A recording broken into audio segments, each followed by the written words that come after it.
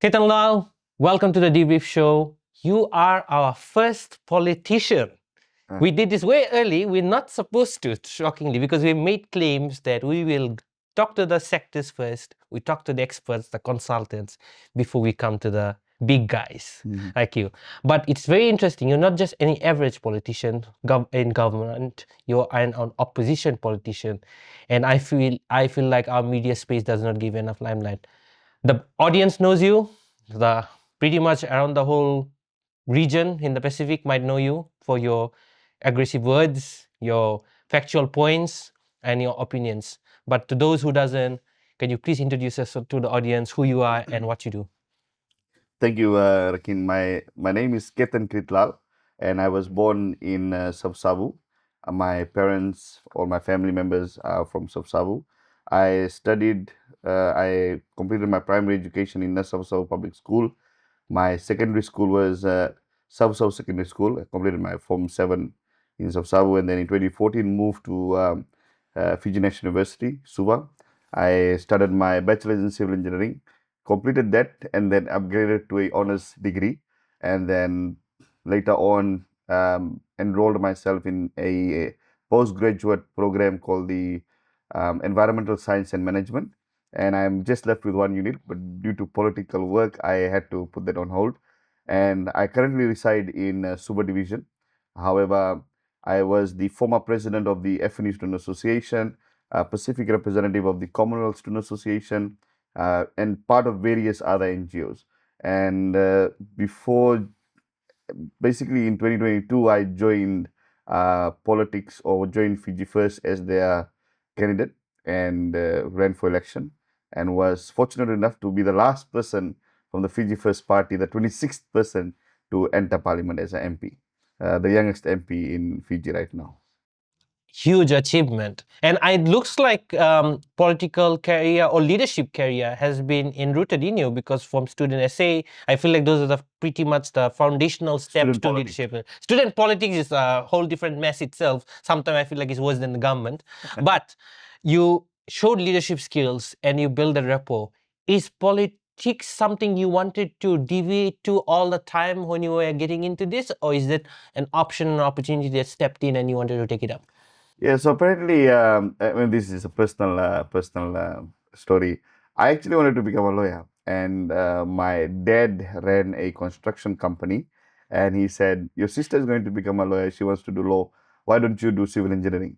So I tend to do civil engineering, but kept my political interests, my leadership interests on the sideline. So that basically helped me where I am today. Now, jumping right into the main conversation, I think most of the public is waiting to hear. You have been a very vocal person on social media and parliament. You have criticized the previous administration on some of the outcomes. You have also criticized the current government on some of the outcomes. You are, I'll say, one of the few in opposition right now who really puts out their opinion and facts and thoughts on some of the policies that are getting passed. And from your social media, I've made three words just to describe you: fix the basics. And this is something you have been always emphasizing under the current administration on fixing basic government programs and support channels and everything. In a single sentence or single opinion, what is one of the most critical thing you reckon currently Fiji has badly managed to fix, especially the current administration? I think the most important one is cost of living, the bread and butter issues. And then there's a whole lot of things which we can talk about it and it will go whole day and night. See, when I joined politics or when I became a member of parliament, my first impression of politics was it's dirty politics. But I had to go down to the people, I had to talk to people. I talked to all kinds of people from different backgrounds, different societies, and everyone has one thing on their discussion: cost of living. Things of goods are going up. Infrastructure is so bad.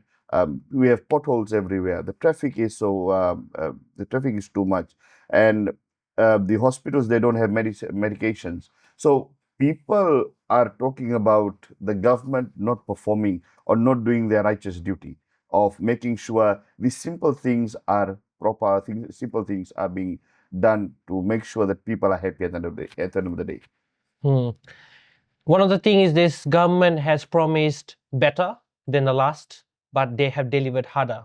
We have seen increase in taxes, increase in cost of living, housing scarcity, crippling infrastructure. Infrastructure was crippling. Maybe it hasn't been addressed. Mass migration, crimes at its highest level. We are global, some of the top in the world, highest in HIV, highest in domestic violence. I don't know what else we are high in. Maybe diabetes. Let's put it there too. NCDs in we're the top 5, pretty sure. High in everything.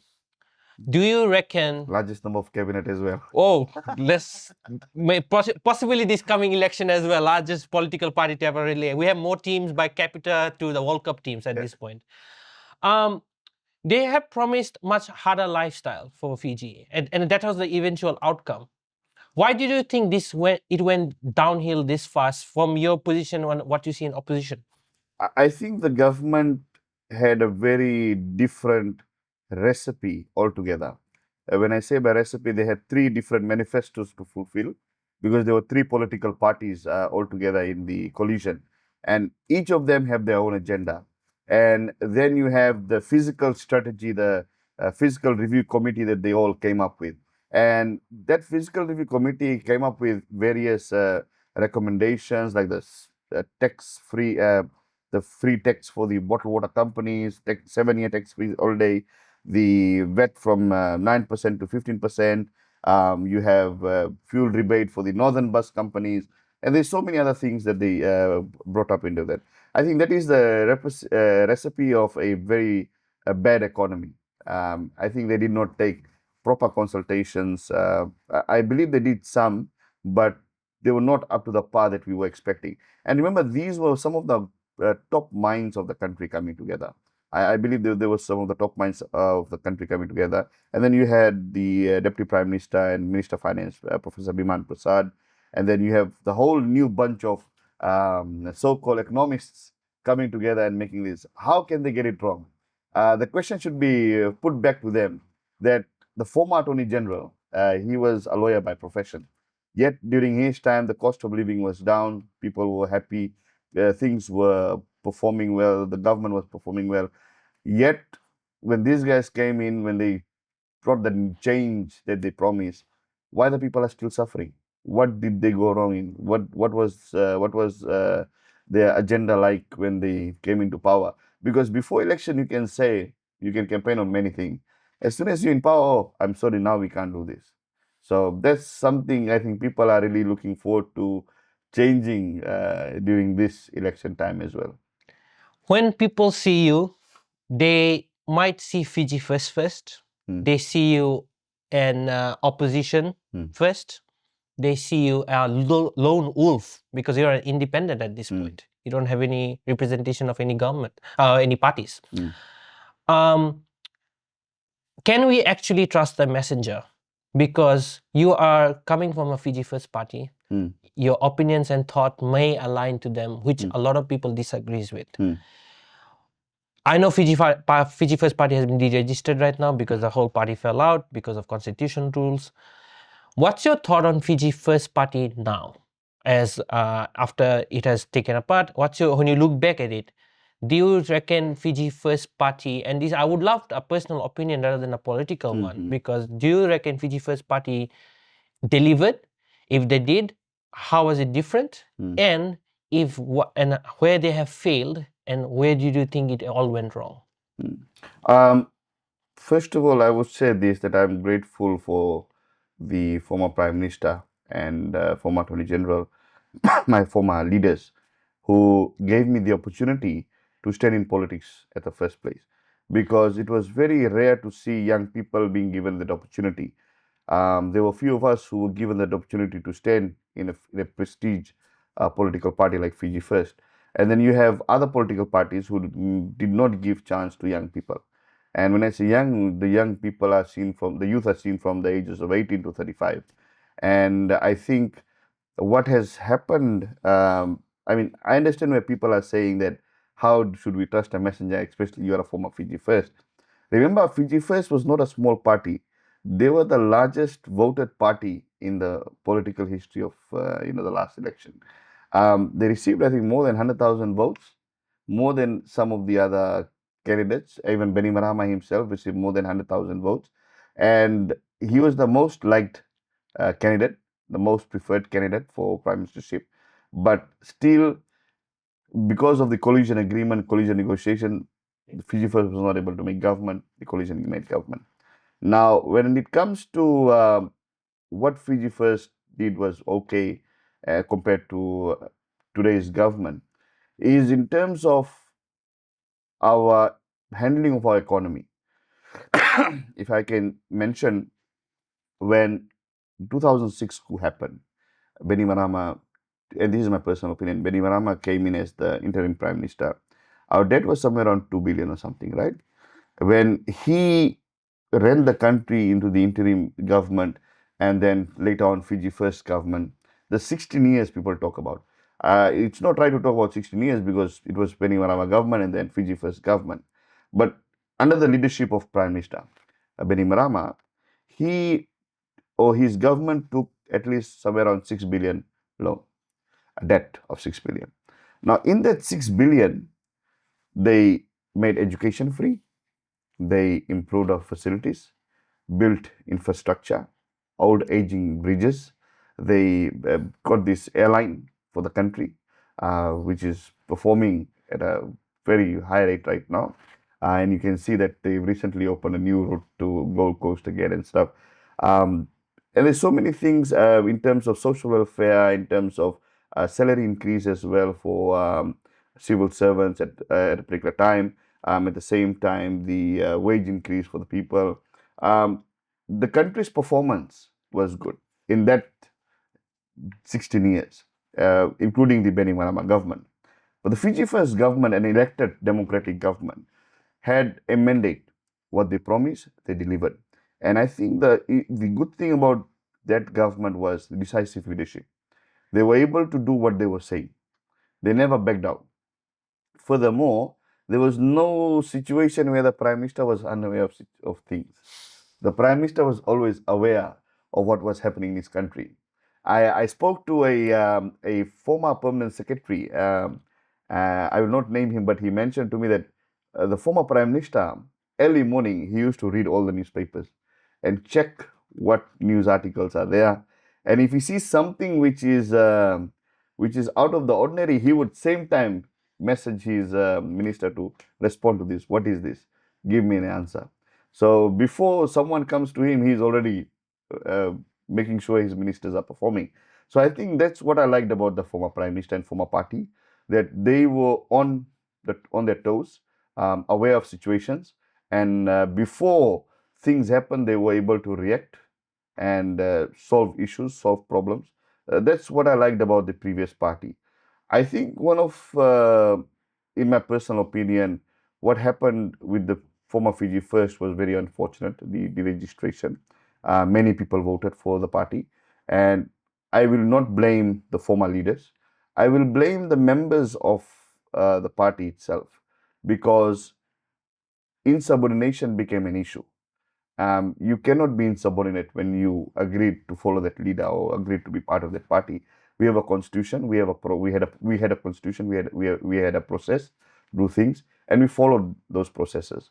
And this all happened because of the salary increase that Parliament or the MPs voted for during the parliamentary session. So yeah, that's basically what my opinion is all about on that part.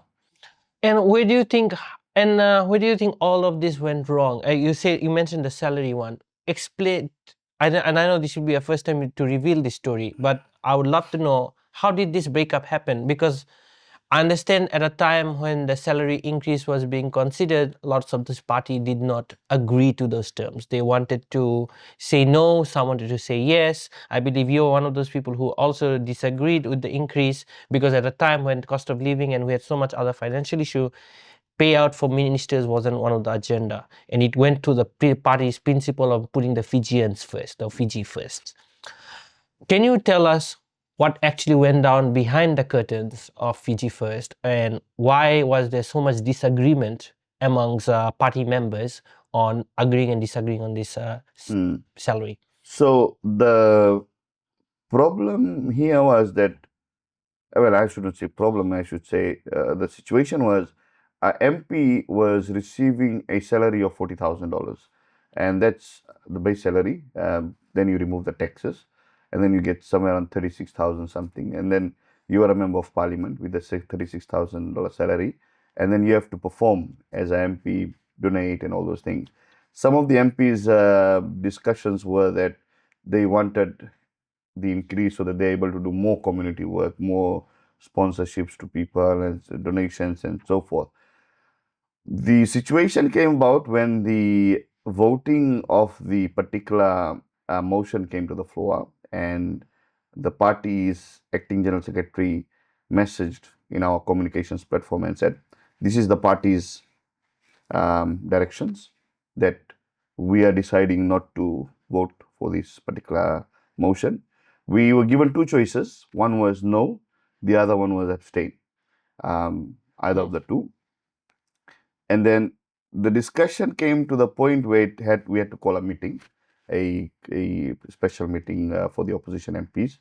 I was also present, so was majority of the members as well, the leader of the opposition, and the former acting general secretary, and also one of our members of parliament also shared that this is what we are deciding. And then there was a bit of aggressive eruption that came about from some of the MPs that, oh, who's the one sending these instructions and all. And they said, this is the party's instruction. It came from the party leader. And some of them, they became very angry, and it came to a point where everyone was deciding on their own. And that has led to the situation on the floor of parliament where some MPs voted yes, some of them voted no, and some of us voted abstain. And according to the constitution, if I'm correct, former FijiFirst's constitution, the party will decide on the type of what you're supposed to vote. And then if you don't follow that, the party can remove you and suspend you. And that's where the situation came about, that the party decided to fire the 17 MPs who were part of that particular group of voting yes. And what happened later on was some of the 17 MPs took to media and complaints to, I think, FEO, if I'm correct, where they said this is the problem, that we did not get a redress from our own party. They could have called us with discipline us or something like that, directly fire us. There is a disciplinary process. So, and then FEO, I think, and FEO raised some issues with regards to some issues with the constitution. And then later on, what I am aware was that the party executives, they resigned from the whole party, and then the whole, the history, how it happened. Why ask for the increase? I believe this was the salary cut from COVID, where the salary was being deducted, and now we have come out of COVID, and now they're supposed to get back the original promised salary. So hence the rise. If I'm correct, do correct me if I'm got the history. My 6-year or 8-year history is a bit patchy right now. I think the previous opposition salary was 50,000, and during the COVID there was a 20% cut, which was 40,000. And I think they were supposed to go back when the economy was getting back to normal to 50,000. But this whole salary increase was a whole new thing. Remember, the whole salary increase went from across the board. Not only MPs, the ministers got a rise, the speaker got a rise, if I'm correct, the president got a rise. So everyone across the board got a rise. I think the deputy prime minister and the prime minister got a reduction only. And it could be seen as a political thing that, oh, my salary did not go up. But yeah, that's basically the story about it. And what's your thought on the whole thing? Like, do you blame yourself that you could have played a better role in getting the rest of the members, or since you have abstained or said no, you did not bother to intervene and get the other members who are saying yes to reconsider the option for the sake of the public, for the sake of themselves, and for the sake of the party as a whole? Yeah, the party's stand was that the situation of the country is not right, and you are approving your own salary, and that does not look right as well. So that's what the party was talking about. But in terms of my influence over those MPs, I'm a new. They call me the newbie in the block, so they don't really take my opinion on board in certain matters. So in that block, basically it was MPs making their own decision. And I think the leader of the opposition made the choice as well that you can vote on your own conscience and all those things. Fiji currently has no organized opposition. You have a fractured opposition spread between Seru Inaita and then Naivalurua, right? If these guys, some of them are also being backed up by Rambuka from the opposition side. If these guys form government come this general election, will we have a stable government given these guys had fractured opinions and decisions in the past, and now all of a sudden you're forming government? Because will it be a same chaos? Are we seeing internally within the coalition? So the fact of the matter is that the former G9 are now part of government. They're no longer in the opposition. They are basically government MPs. The Honorable Iwan Enablerua's group. Honorable Inia's group, I used to be part of that group. We used to be what, G17, if I'm correct. And then this is after the deregistration. We had the G9 and us, and then later on G9 went to the government. I had some disagreements with the leader of the opposition in terms of some issues I faced within the group, and there were some internal issues. I raised it with him, and he did not address those issues. I did not see the value I was giving to the caucus and to the group. I said, rather than, he's not addressing my issues, then why I'm still part of their group, why I'm supporting, why I'm here. I can just still be independent and do my work independently. So I moved out of that group, and basically, we can't say what will happen in the future. Politicians can come together. Former Deputy Prime Minister Biman said, I will never work with a coup leader, and we saw him making collision with the first coup leader of the country. I think politicians can come together if it's for the benefit of the people, but it has to be on the right note. It has to be on the right agenda, not for personal agenda, not for their own party's legacy or something. It's supposed to be for the people. And people have been suffering for the past 3 years, the ones that I've spoken with, and they want a real change, the change that they were promised. And I think it's time politicians put their foot down and talk about how we can help the people. See, the word politician has become a bit of a bad word. Yep. It has become a bad word, and someone will say, oh, he's a politician, oh, we stay away from him. But in fact, some of us, we're working for the people. We want to make sure that people survive the crisis we are going through. And this is where I think Fiji First, or the former government, was more experienced. You had Winston, you had Yasa, you had COVID, and these were not asked for. They just came like that. And still the government, helped the people. We had the Winston, as former IG said, wiped 1/3 of our GDP, all those things, and COVID restricted movements and stuff. So we just gotta put the facts on the table and say, okay, Fiji First during former government's time, former Prime Minister Benny Marama's time, he had so many challenges, yet they survived. We all survived. He was able to help everyone. Then you have this government, a coalition government, with more political leaders, with more leaders there. We have NFP leader, we have PEP leader, you have Sodalpa leader. But still the country is suffering. So I think we need to put the foot down and talk about the situation that people are facing. One of your social media posts says, this government only acts when it's politically necessary. Name me one thing you reckon at least this government has delivered and has done right, which the previous administration hasn't. That is a very a political question altogether. I believe that this government, what they have done right, let me think. That's a very good question, because as an opposition, we always see we are seen as an alternate government. So I believe that what they have done right is continuing the good work of Fiji First. Interesting. They've continued some of the good work of Fiji First. That's something they have done right. Can you pick one and give a specific example? Climate change, the Ministry for Climate Change is something. Safe answer. Yeah. Climate change is basically, I think, what that was former Prime Minister Benny Marama's baby, I would say, or his main agenda in the international arena. I think that's something good this government has done. They've continued the work of Fiji First. They have completed the work Fiji First started off in terms of infrastructure, some of the infrastructure as well. And they did not close down Fiji Airways. That's something good as well. They kept the Fiji Airways running. And some of the good things I mean, I should say that one of the bad things I think was done was the TELS part. I think when they promised that TELS will be free, then later on bring this bond system, which affected many young people.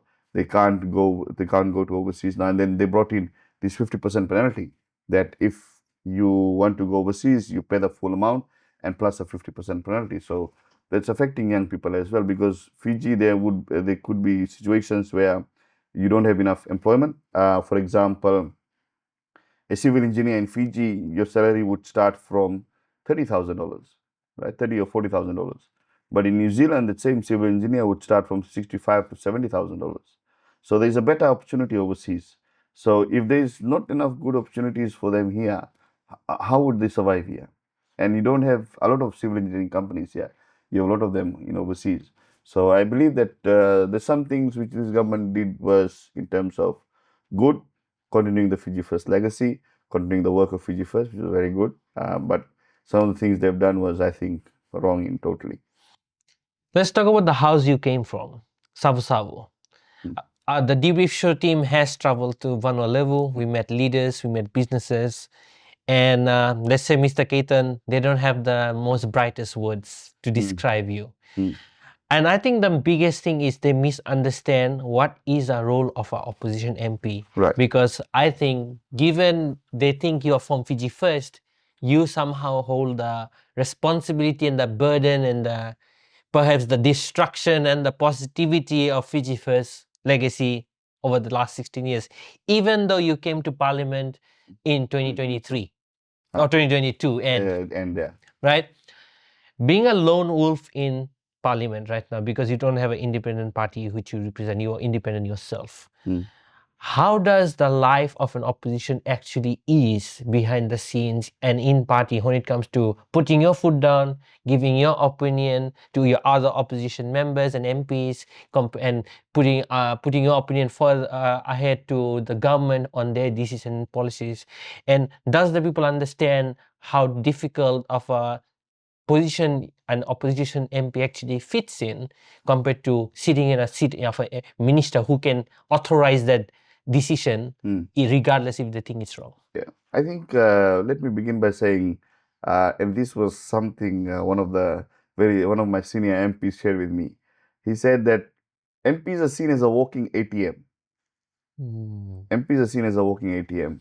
And when we say by that, when we are invited to certain functions, we are asked to give donations, we're asked to, give sponsorships. And we have people, soccer teams, sports teams, messaging us asking for funds. And we don't have a special budget to give to people. Our base salary used to be 40,000. Now it's 95, but decreased again to 76,000 something. On top of that, we get a $1,500 per month, 1,250 per month as a community allowance. Now, remember, Fiji is one whole constituency altogether. That means we look after all Fijians in the whole country. And then you have only $1,000 for community allowance. That means you can only give $1,000 out. But then if you have to give more, you have to give up from your salary. So that's what we basically do. We don't have a separate budget. We don't get a separate vehicle. We use our own personal vehicle. We pay our own fuel. We pay our own fare through that 76,000 plus that 15,000 extra that is given for community allowance per year. That is basically what we use for our resources. Now, in terms of Fiji First legacy, I do not have any say or defense directly of the previous government. I came into in politics from 2022 straight into opposition. One day I was sitting on the government side. The day we were voting for Prime Minister, I was on the government side. The next day I was on the opposition side. So it was a different situation altogether. First time being in opposition, everyone thinks, oh, we'll be in government, we'll do this for people, this to people, for this for people, and all those things. But when we are in the opposition, everything changes because you don't have support, you don't have resources, media becomes biased, um, people see you differently, they stop inviting you, they stop raising their issues with you because they know you are a lame, you are a toothless tiger, you just there doing nothing. But then we had to build ourselves as a strong opposition, a vocal opposition. And it took us at least 1 to 2 years to be a fearless opposition, speaking the truth, putting this government accountable. And there were some places where the government literally listened to the opposition, which was a good thing. They listened to the opposition. And we have concerns, we raise it to the ministers. Some of them pick up our phones, some of them don't even pick up our phones, which is very rude and very inappropriate. Some ministers respond to our messages, our emails, which is in all, we are all helping the people. We have people's issues, we have people's concerns from immigration to police to social welfare to infrastructure. We're just trying to help the people. So we become the medium of communication between the minister and the people. So we take the issue and raise it to the ministers. And if the ministers are not listening, then we raise it in parliament in front of everyone that these things are there. Many people do not understand the parliamentary process, and that's the sad part, how parliament functions. Normally, someone sends us a question and they expect us, oh, you should raise this in parliament. But in parliament, there is another process altogether. You have to submit a question 14 days before the parliament. There is a tables committee, and then there is a business committee who checks all the questions are in order as per the standing order. If they're not, they'll be voted out, and then they cannot come to the floor of parliament. So basically, people don't understand that not every question can be asked directly in parliament. It has to go through a process. And that's some of the limitations we have as MPs. And coming from Savu Savu, and I understand where many people maybe in Savu Savu they have some issues with the former party was due to the Look North policy. But Look North policy had a much bigger agenda. And I believe that they misunderstand the fact that we had an infrastructure issue. And the Benimarama government, the Fiji First government was focusing on the infrastructure issue. We cannot build anything unless the infrastructure is up to par. Because of the former government, we are able to completely change all the bridges connecting from Savu Savu to Lambasa, Savu Savu Wharf, Nambualu Wharf.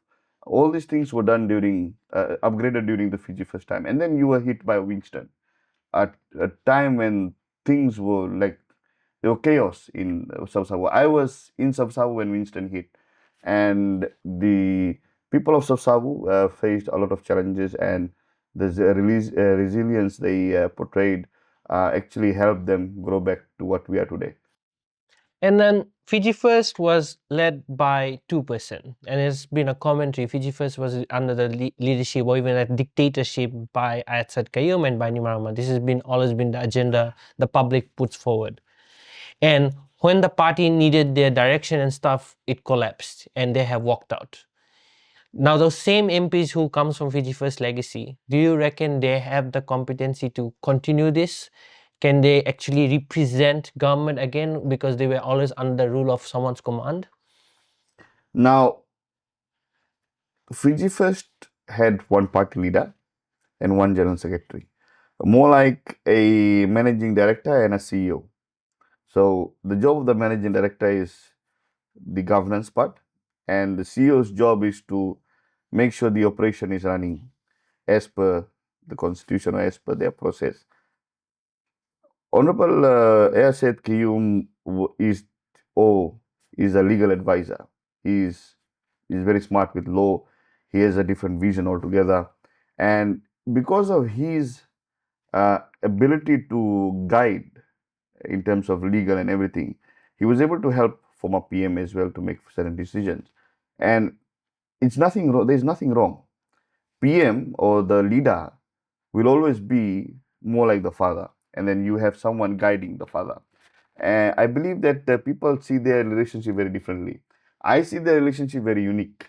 It is very unique, and at least the prime minister is not making decisions where he's in a hot soup because of the decision by the attorney general. I think the relationship has been in such is is bonded in such a way that the Prime Minister is able to rely on his AG to give him sound advice, not wrong advice.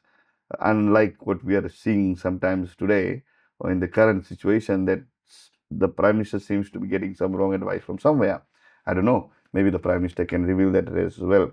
But the former IG was giving the sound advice to the leader, and I think that's a very good relationship. Even if I'm a minister for tomorrow, if I'm a leader somewhere, I would take advice from someone I trust who can guide me that, okay, if this is the situation, what will I do? Or if this is the situation our country is, how can we help? How can we do better? And at the end of the day, AG was the Minister for Economy. Everything was connected to economy. So as a Prime Minister, he would always go to his Minister for Economy. Can we do this? Can our people get help? He would say yes. He would say, okay, this is what is not right, this is what is wrong. So the leader will then come to a conclusive decision that this is where we're going to go from here. Mhm. The Fiji First government always has pressed on news media. We had the MIDA Act, which suppresses news and information being circulated. Opposition, Biman Prasad has raised it during his time when he was in opposition, that there's a lots of suppression on opinions and suggestions that comes towards the opposition side. Will you reckon that accountability part will change if Fiji First Party and the members of Fiji First Party gets into election? They'll bring back all that rigidity of Fiji First Party they had in the past, such as suppression of media, oppress everything the opposition says. And will we see a reoccurrence of that? Because we have seen that in the 16 years. You might not agree to it because you did, like I have already said, you weren't part of that government. You came at a time when it was opposition. However, the system still operates that chain. In fact, opposition was against, the current opposition was against when the MIDA Act got repealed. We'll come back to it, how it's backfiring on this government. But I also want to understand some of the acts and challenges the Fiji First government has done, such as the 2018 constitution and so many more. I think we have to get one thing correct here. There is no more Fiji First government, and I can't actually go back and keep on talking about Fiji First government. Is because I'm not basically authorized to say how the party functioned or anything, but I can only talk about as a candidate or when I was an MP or in that party, the former party. I think the situation at that particular time said by different politicians that the media was what is oppressed or put in the corner or something. I believe that's kind of wrong because we still had opposition making statements. We still had opposition media articles in Fiji Times and other news agencies, Fiji Village as well. We have a Hansard record in Parliament, which whatever an MP says in Parliament is recorded in that. That media is publicly available. That record is publicly available. So there is no oppression on any opposition member's voice, any opposition MP's voice, any parliamentary MP's voice. Everything is public.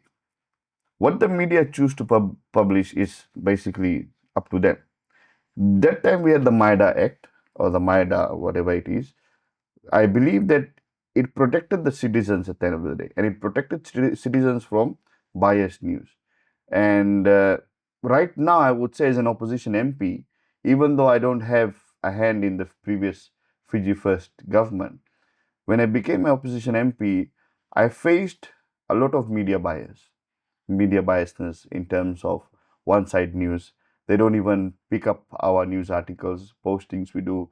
That's why I'm very vocal on social media. That is the only free media space I get to voice my opinions. There are some media organizations who do publish some of my articles. You have MyTB, you have sometimes Fiji Times does it, Fiji Sun does it as well, and Fiji Village. I think a few times they've done it, but not all the time. And I think that affects the voices of the opposition. Only when we see there is a budget announcement and then our speeches, then there would be some small articles. But there are many other critical issues we have voiced our opinions on, but they still do not publish. As soon as I make a statement on social media, I do share it to all the media organizations, and I hardly see them posting those things. So I would not only say that previous opposition was affected, we are affected as well. And I think the media has a responsibility to providing that fair platform so that people are fairly informed of the situation, of the political situation, of the political opinions we have. Do you think you have, at this current stage, you have to somehow carry the debt of FijiFirst's actions, even though you were never part of it, such as some of the things they have done, which many people were against it, policies they passed, which may have damaged indirectly. There's so many cases, so too hard to name, but the people who are watching this, they know. And do you feel like MPs like you, and there's others, Fire Square, and so many who were former Fiji First, they all have to carry this debt? And if you do have to, and such as criticism which I am raising today on this show, is that how does it feel as an independent candidate? And I'm not trying to get my view on yours, it's just the general public's view on some of the actions of your last government. See, when I joined Fiji First, I joined accepting that burden. So I have to live with it. Simple as that. I have to live with whatever the decisions they made. I support the party's decision at that time, and I support it till today because my birth in politics came from that political party. So I have to accept it. I can't say now that oh no, they did it wrong. I'm being a hypocrite if I say that. I got that votes. I stood in elections. I got into parliament because of Fiji First votes, and I'm grateful for that opportunity, for those voters who voted for me and voted for the party, and they believed in the party. They believed in what Fiji First did for them, and that was one of the our prime minister, our party was the highest voted political party. So people believed in the political party, even if they voted for another political party. I understand they may not like what we did, but we still had the majority votes. We still had the majority liking of people of Fiji. So altogether, I would say that for me personally, it's not a burden for me. It's an acceptance for me. I accept what Fiji First has done or did, and I have to live with it. And because of that, I joined that party. Basically, that's my answer to that. Speaking about carrying your debts, you are a member of opposition, and one of the things I have kind of noticed monitoring the two types of opposition, because I was in high school when the Fiji First Party was ruling. After I came out, that's when we had the transition. It's very interesting to see the two dynamics of the opposition. I remember in the previous government, when Fiji First was administration, only person who brought up opinions, brought up facts was Biman Prasad. He was always called the barking dog. There's so many titles that was given to him. Not because he was the only one speaking, but he's the only one from opposition was that making sense. I do not know what the rest of the members were doing. However, when I see the current opposition, I see very prospective leaders. I see Chondong Samate, I see Pramila, who is the best in his best female ministerial role, I'll say. You are there, Rinesh is there. There's so many other members of opposition, and good thing it's not across opinionated opposition on this approach. Everyone had their own individual approach to the situation, and it's good. And you all agreed and you unified, even though you were scattered as a party. However, why do you think that has become like that? Is it because of knowledge? Is it because of more freedom in media? Is the government giving you more freedom? What has happened that the opposition has become so dynamic all of a sudden?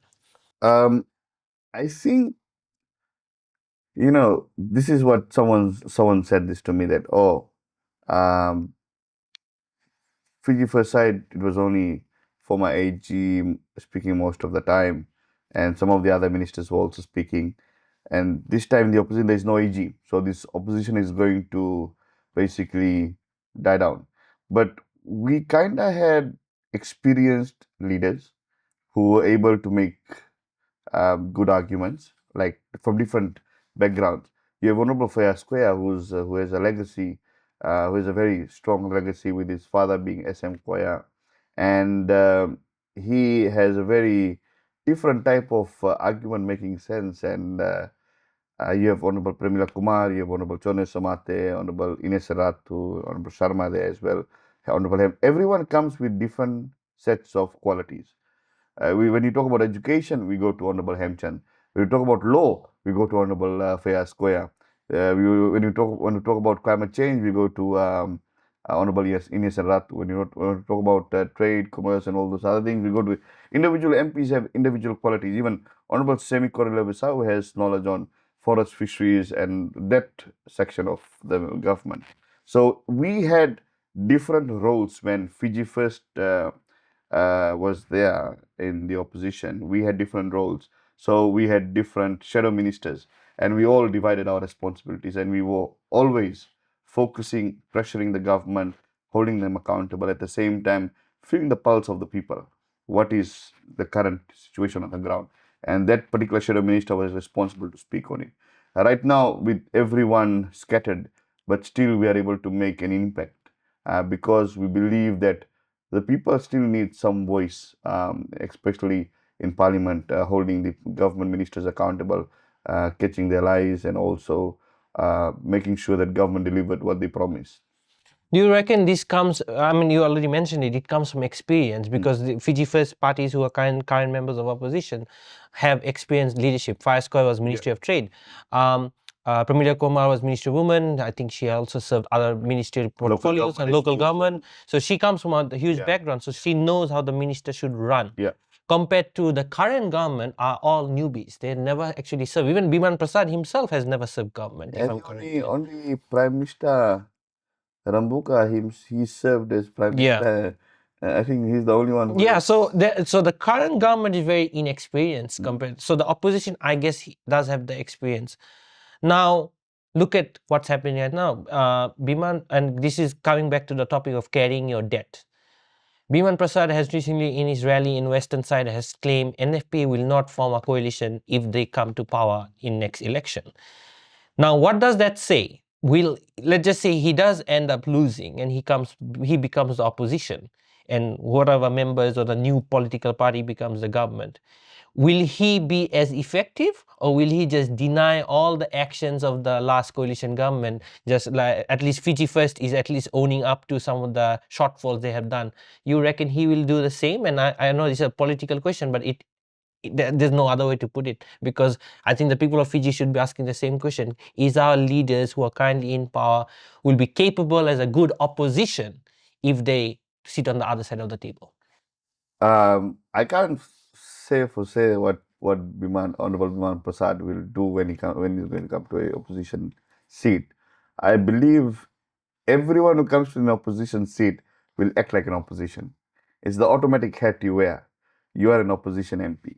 But I believe that one thing I liked about the current opposition, we don't always disagree with certain proposals the government brings, like the guarantee, the FDB guarantee or Fiji's FSC guarantee, whatever they bring, those kind of things. The opposition does not disagree entirely. We do raise some concerns with the use of Standing Order 51. We do raise concerns on some of the things the bill brings. But some of the things that they brought, we don't disagree entirely, because we think our former Prime Minister said this, our former leader, if it's good for the country, we support. If it's not good for the country, not good for the people, we have to raise our concerns on it.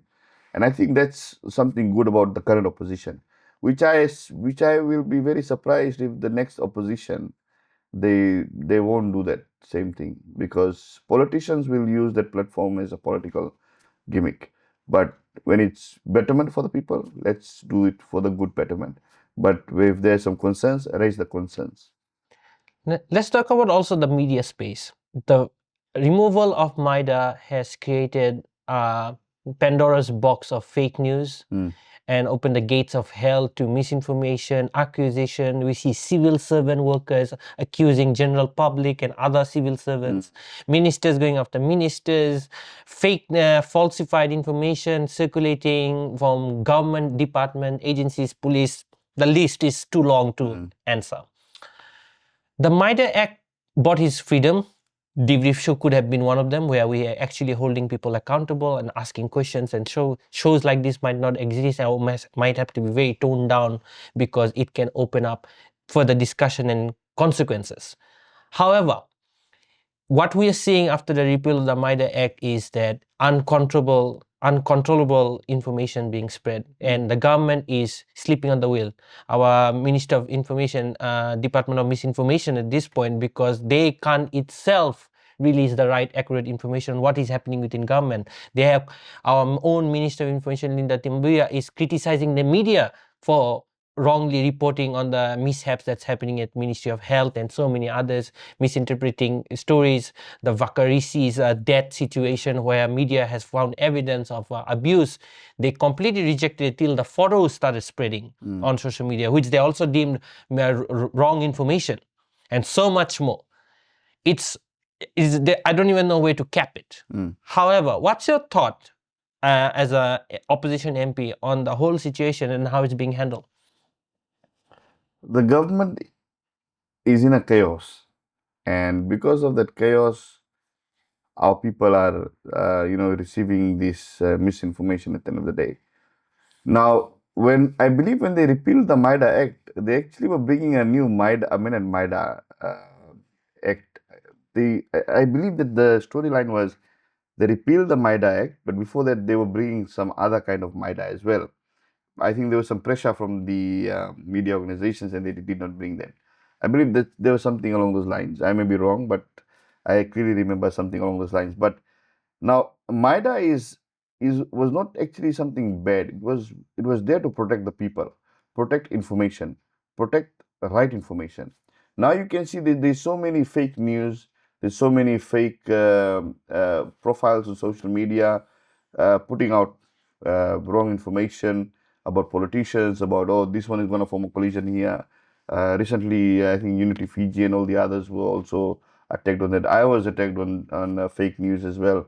I think this is basically the result when we do not have right media laws. And anyone can come up with any media organization. And I think right now that's the freedom people have. But remember, the 2013 Constitution gives us the freedom of expression. Like you said that, you would have to tone down if the MIDA Act was there. I believe that is incorrect, because at the end of the day you have freedom of expression, and previously the previous opposition, the previous politicians did freely so raise their concerns, raise their opinions, posted it on social media, same way as we are doing today. So the freedom of expression has always been there, even under the previous government, even today, because it is enshrined and protected in the 2013 Constitution. Let's look at the economy and the people. And I think when it comes back to your first question, you said the biggest problem we're having in this country is cost of living. Bainimarama government is one of the first government that reduced VAT from 15% to 9% when it came to power in 2014. And this coalition government is the first one to increase it, to pay off debts and bring back the economy and whatnot, with lots of promises and fiscal review. However, halfway through the situation, when cost of living and the burdensome was increasing, this government and Biman Prasad, when he reduced it from 15% to 12.5%, he also made claims they were reducing VAT to ease cost of living. Now, I feel like that's a dual sort conversation, because if you're the one who's also increasing it and decreasing it, you really can't say you're the first one who came as a savior. So, what's your thought on this idea of that they will reduce taxes, reduce burden on people to make life easier for the people in Fiji, and the current economic report shows completely otherwise? With the fuel crisis, the war in Middle East, we are feeling the full pressure. What this government was supposed to do, continue the same economic policies Fiji First left with. VAT 9%, corporate tax 20%, all those things. Just continue that. Everything would have been normal. The investor confidence would have been there. One thing this government is good about is talking about the pipeline. This much is in the pipeline. So long, I don't know how much more time they need for the pipeline to reach. But at the end of the day, I believe that people need money into their pockets. We can talk about wage increase, we can talk about all these things, but if people are not able to save money into their pockets, what are we doing? That is why Fiji First, a former Fiji First government, had 9% VAT, low corporate tax. At the same time, support for SMEs, During COVID, I think FDB loans were provided, free interest-free loans. That was a very hard time for businesses, and we had to, the former government had to come up with something. Similarly, I think this government should have come with those kind of support as well, which they did not. Instead, they gave what do you call this, social welfare increase. But we have to understand social welfare is a small margin of people. We have a small margin of people. We have a working class people as well, and then we have the lower income class people as well. What is the support we're giving to this class of people? We understand these are very important class, the social welfare, but there is a small percentage of them. What about these working class people? They are very important as well. They're the ones who are running the economy. They're the ones who are who are paying the tax at the end of the day. What about the support for them? So reduction of VAT should go to 9%. Reduction of corporate tax to help businesses sustain some sort of profit for themselves and also for their employees as well. So they can also build more shops, more expand their business, and also employ more people. At the same time, I think there should be support for more support for SMEs in terms of interest-free loans and reduce the red tapes that are there for them. I understand the government recently formed another task force, the but red tape busting task force something. When the time is near to the election, then they want to form all these task force. And then there's so more other things we can do. I believe the right person who have spoken about this is former AG in his recent presentation in the Dialogue Fiji Forum. And I believe I would basically go what he was saying. And that's basically my stand as well. I mean, if you think about it, GDP figures, which they have made claims that the GDP was in growth during when they came into power in 2023. But GDP figures doesn't cook dinner. Press releases and all this ribbon cutting doesn't pay rent for the general public. And the 2.5% VAT reduction from 15% barely much makes of a difference at a individual's plate. Now, at a time when fuel, they will not revert back fuel taxes, has the largest salary and budget, cabinet budget, also operational expenditure, and I think what Attorney General has also brought up, former Attorney General has also brought up, was that this government is taking up loans to pay operational costs and not capital expenditure. How, when a general public who is watching this show right now, when they see all this, what do you think is going in their head, and what type of questions should they be asking in the next election? At the end of the day, people are asking, what are you going to do for me as a politician? So right now, I can't say what I'm going to do. I have to wait for the political party I'm going to decide to join. That political party will basically tell that this is our manifesto and this is what we're going to do. And if it answers your question, vote for that political party. But one most important thing I want to tell the viewers who are watching here today, you need to go and vote. You vote for whichever person you want to vote for whichever political party, you go and vote. In 4 years, you get 1 day of absolute power to make the politicians kneel in front of you. And then 1 day is the election day. You get to decide your own fate. So you need to go and vote. Don't sit home and, oh, don't worry, they'll win. No, you need to go and vote. That's your absolute right. In 4 years, you have 1 day, like 4 years, you will suffer, right? You will suffer, oh shit, no one is listening to me. But that's 1 day when every politician will come to your doorstep to ask for your vote. And you have that power to decide who is going to be your leader. So that's my message to the people as well.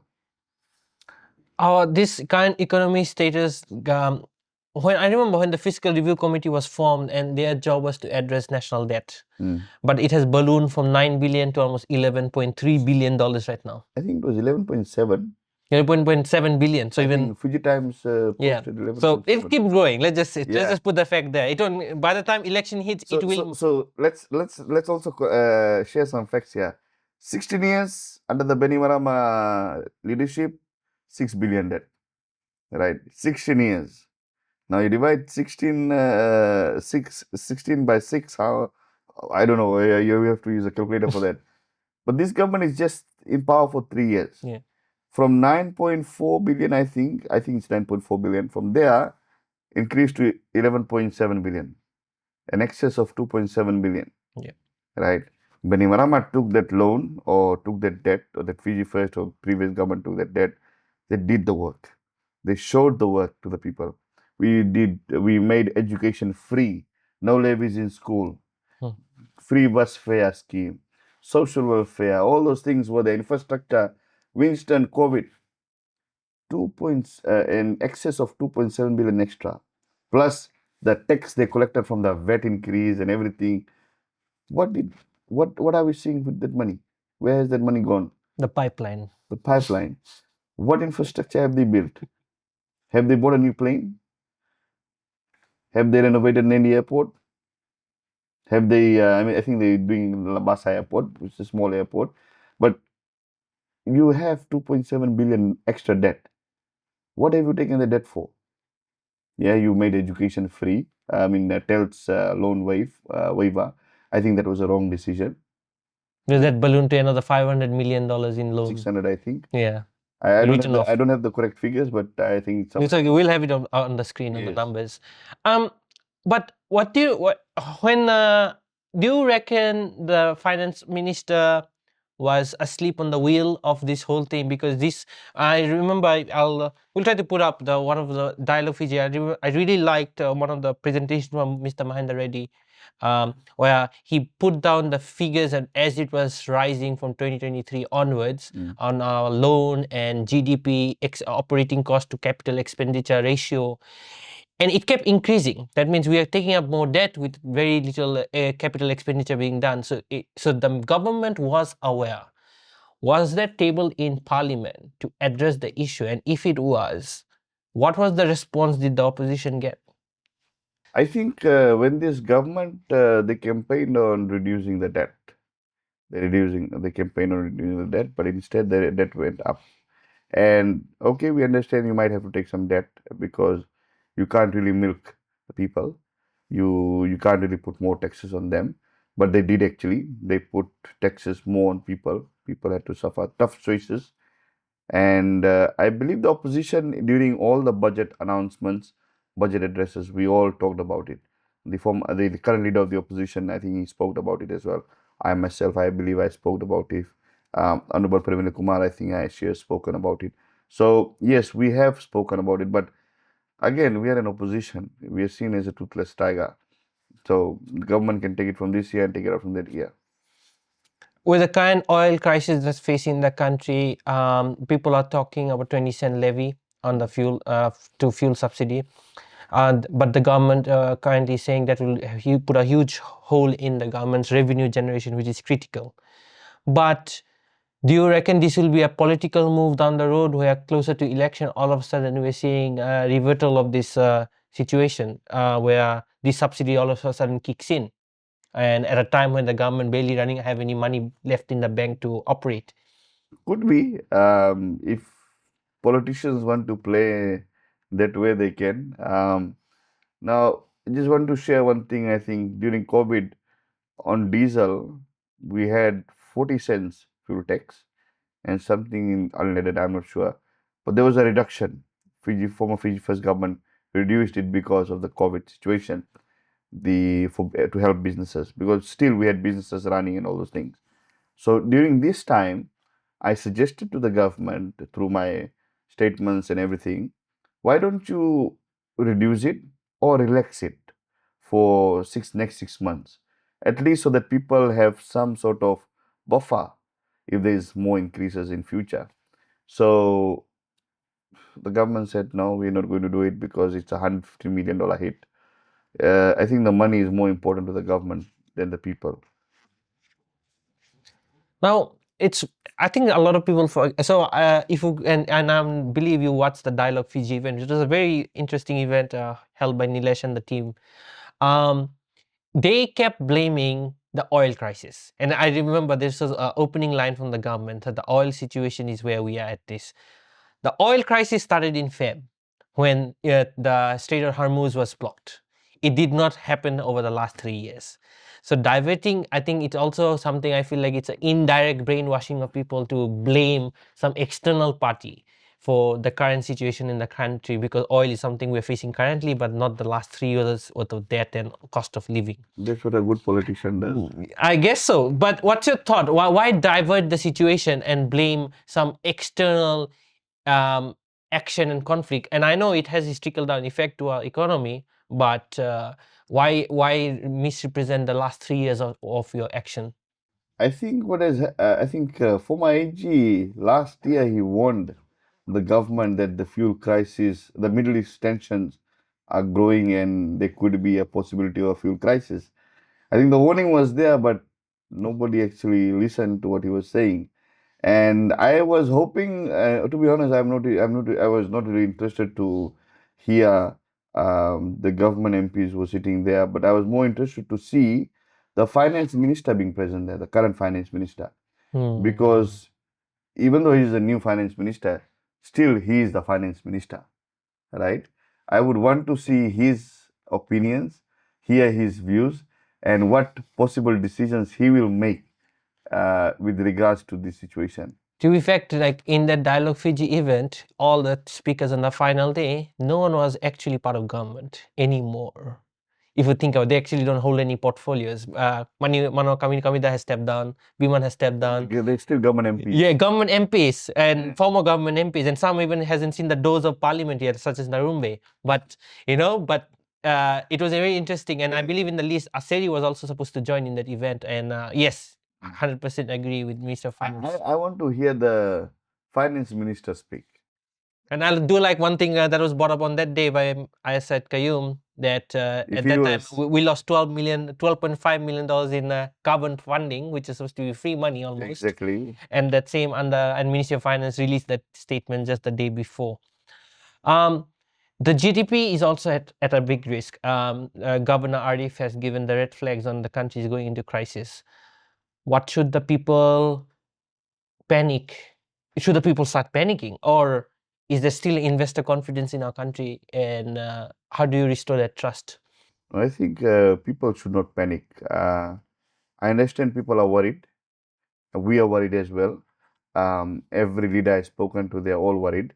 People should not panic, because when you have panic, then there is more situations such as crime rate, all those things going up as well. We should not panic. I think we still have some people, good people like the governor who's still there, who's able to guide the government into the right direction, and the finance minister.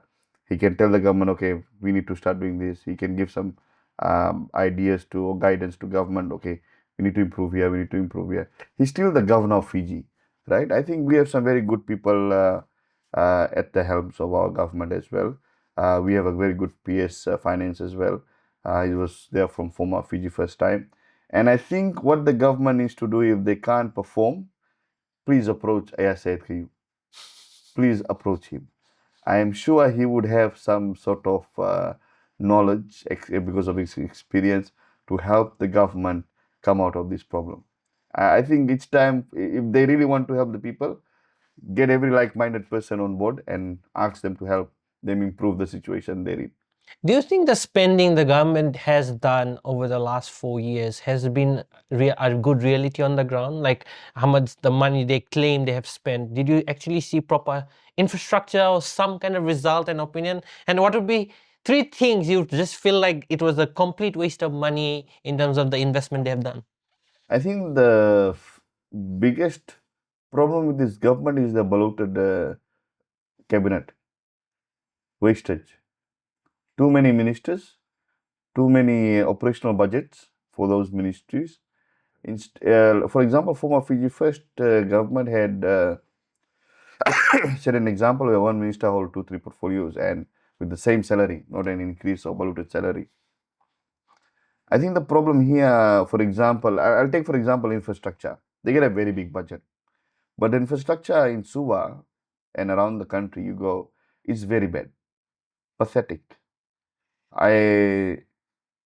Yesterday's rain, you can't even see the potholes, and you hear the vehicles going, the tires busting and all those things. So the infrastructure side, I think we are wasting. There's no proper planning done in terms of when you talk about budget wastage.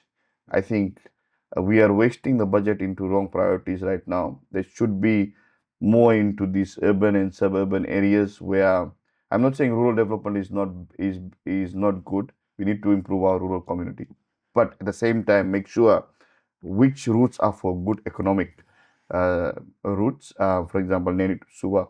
Now you can see there's more humps between Neni to Suva. That reduces the time for Commute. and also, sorry, increases the time for commute, but it also affects the economic activity.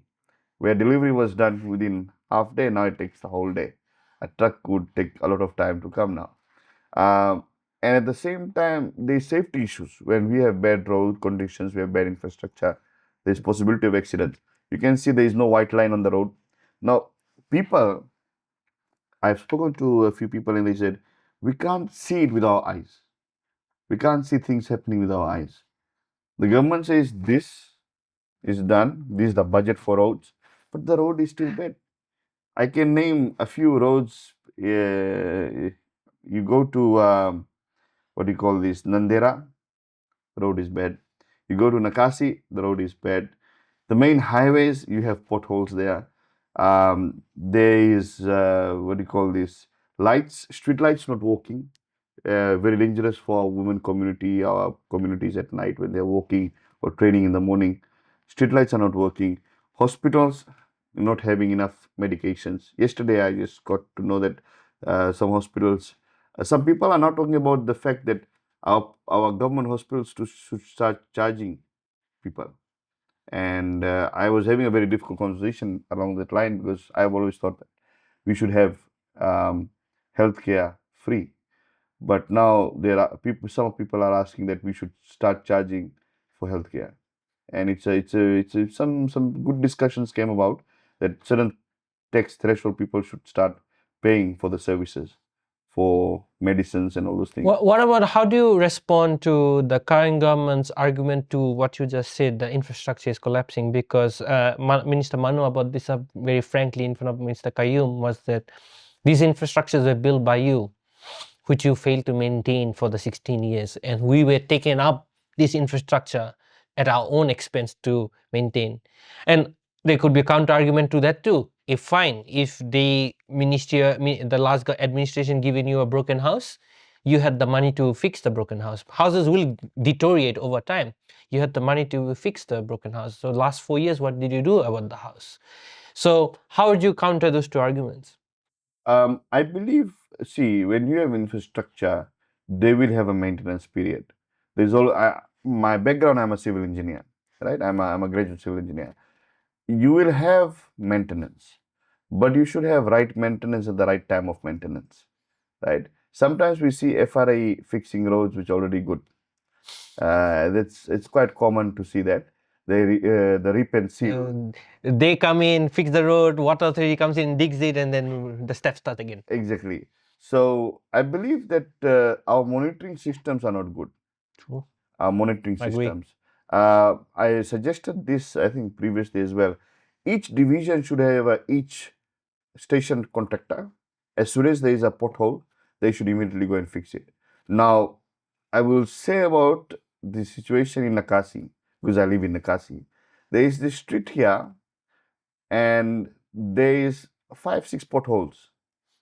And then there is one more pothole in front, and there's 5, 6 more potholes in front.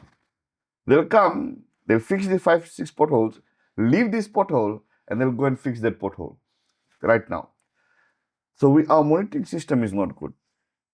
So we need to have a good monitoring system. We need to have inspectors, FRA inspectors, more active on the ground, literally be on the ground. And unless and until I take a photo of a pothole and post it on social media, then that pothole is fixed. And I have seen the power of social media now. So what I've done is ask people to send me pothole pictures and which location, and post it on social media, and let FRA fix it. So that means I'm doing the job of FRA's inspectors. They're supposed to get that done, but they're not doing it. So monitoring. Let's talk about corruption and collapse of trust. And the last 4 years, we saw some of the biggest corruption scandals. Um, uh, the what I don't even know the words to describe it. Resignation, termination, over throwing them out of power. The list goes on. Mm. The biggest one we saw was the removal of our two Minister of Finance and Minister of Trade, Mania Kamikaminda and Minister Prasad, under the FICAC inquiry. But FICAC had its own little situation going on within internally. Why do you think in the last 4 years we have so much ballooned of corruption and scandals happening in the country under this administration? Where did the oversight and the watchdogs go? Because I want to do a comparison, because if it was happening under the last administration, was it better administered, better controlled? Was it hidden? Was it suppressed from the media and the news and the press? Because that's something, a comment I can expect to be in this phase on our platforms towards you. And was it that this corruption has risen to a whole new level, where even the people who are supposed to crack down on corruption is under investigation for corruption? So I would love to hear from your political approach and as an individual as well. I will not comment on the cases that. Oh are yeah, before of the course, court. yes, yes, sir. It's just the situation as a whole. Yeah, on the situation, because for the public that are viewing, we cannot make any comments on any ongoing case Yeah. before the court or any matter that is before the court. Now, I will address a few things as well in this. Many people say, "Oh, Ketan is Kayum's boy, Manimarama's boy." I can assure you that they don't tell me what to write, what to say. They don't force me to say this. I say things as it is. I don't. They don't influencing my decisions or my opinions. I've never had former AG, telling me that, Ketan, you make sure you say this. No, I have instead taken guidance from him before, from other leaders as well, mostly from Honorable Fayaz Square, which is a sitting MP as well. But I've never had that situation where they influence me to do something. When it's a party instruction, it's a different thing, but individually. Now, when it comes to this government, the problem is they have a very weak leader, indecisive leader. When you look at the Benimarama FijiFirst's government, I don't believe, as from my knowledge, I have never heard of any corruption or scandal relating to the former government or former ministers like Honorable Chone, Honorable Premila, Honorable Bala, Honorable Inia, Honorable Fayaz Koya, all the other, Merozi Akbar was there, Menda Reddy was there. All these, I've never heard of any scandals, anything that were accused to them. I think the issue, the good thing was because former Prime Minister was very firm and he was very strict with his MPs and ministers, and his leadership, basically the decisive leadership, what we say. Here we see the current Prime Minister, Honorable Stephen Rambuka, is a bit of a weak leader in my opinion, and because of that, it's like all the MPs are loose. They're doing whatever they want. The casino saga, then you have FNU separately, FNU saga, all these things, and I mentioned some of them in Parliament. And then it comes to the independent institutions, and then you have the COI investigations and all those separately, which is now before the court. We can't mostly speak about it. But I believe that it comes back to the leader who leads the cabinet or who leads the government. Because if he or she is weak, then all these things may happen. If your leader is a strong leader, your MPs, your ministers will be scared of doing something wrong. Okay, before I do, let me take some advice. So that's basically my answer to this weak leadership with this government.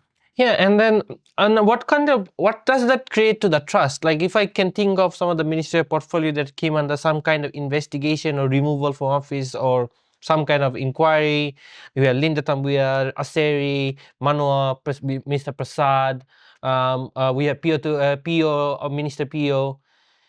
These are huge, big portfolios. These are not even your assistant ministers. These are your main primary ministers, and they came under investigation. What does that create from the public's perspective to trust? Can we trust this leadership? I think we have to correct something here. Some ministers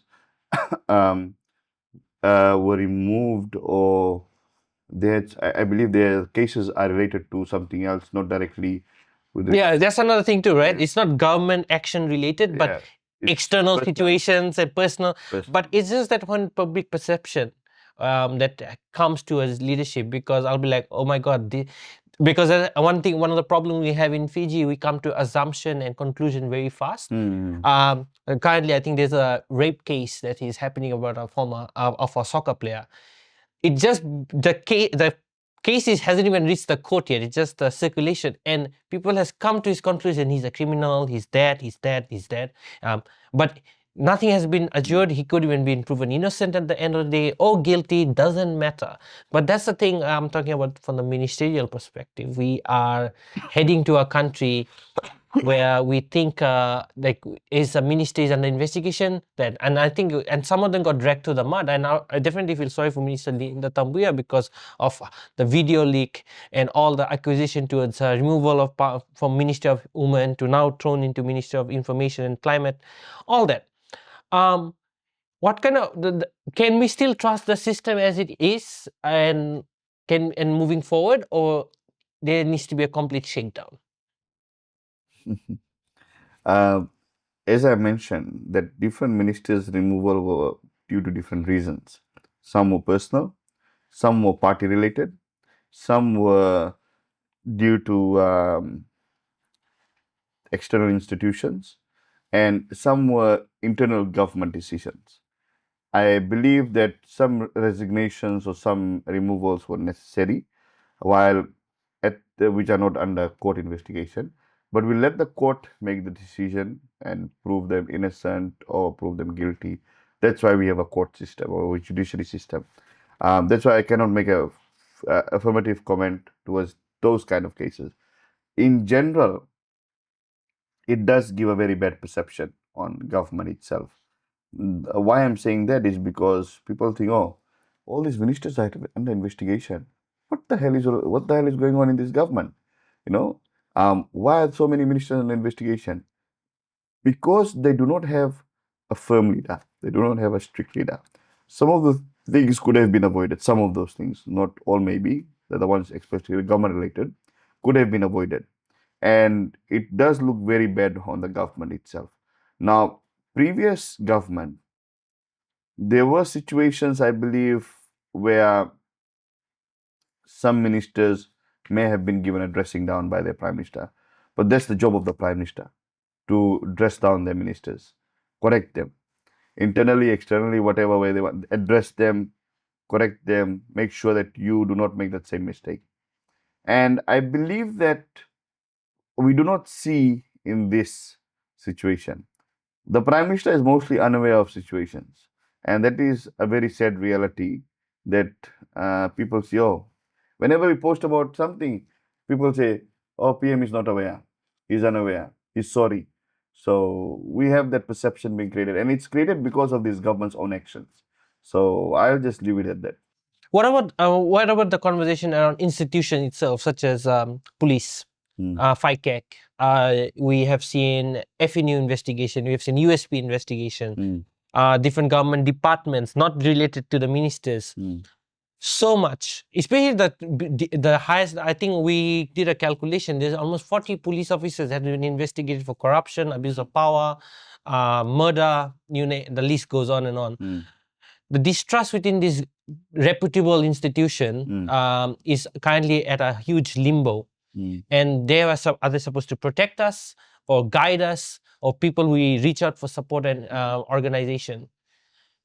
And that whole system is currently at a collapse, and can create havoc because you cannot trust anyone in the process. Mm. As a citizen, who do I look to next then? Now, when it comes to institutions, I've said this previously as well. They need to follow the rule of law. It's already written what you are supposed to do. You follow the rule of law. Just today, I received a complaint regarding some police officers continuously harassing a citizen, continuously snap checking him whenever he goes to a shop. And the best possible way to address that is to raise it to the internal affairs. There are mechanisms in place, there are processes in place where people can make complaints. And if they feel that institutions are not listening to them, they can come to us who are their MPs, and we will raise it directly to the commissioner for police, or if there are issues relating to fire cake, we'll raise it to fire commissioner. Or we feel that there are issues, we can't solve that issues, but we can become the medium to take the issue, be their safe space, and send it over to the police commissioner. And I've done that a few times where people have raised issues to me, and I've raised it directly to the police commissioner, who has been very helpful in terms of assisting me help the citizens at the end of the day.